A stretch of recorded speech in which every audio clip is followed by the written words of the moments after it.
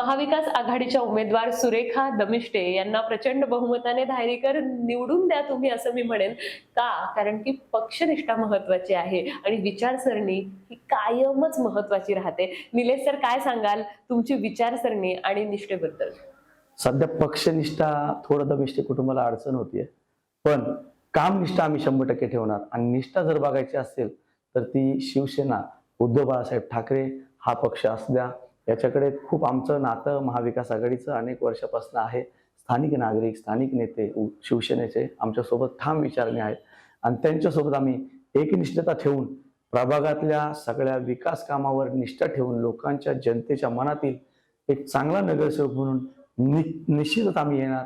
म्हणून आत्ताची जी आमची महाविकास आघाडी आहे ती आहे शिवसेना, उद्धव बाळासाहेब ठाकरे गट, काँग्रेस, राजसाहेब ठाकरे यांचं मनसे व आम आदमी पार्टी यांच्यामधून आमची निष्ठा जी आत्ता तिकीट मिळाली ना, ते तिकीट मिळाल्यानंतर आता आमचं जबाबदारी आहे की निवडून आल्यानंतर या प्रभागामध्ये कुठलाही नागरिक हा समस्येसाठी त्रासलेला नाही पाहिजे आणि विकासासाठी नावाजलेला पाहिजे.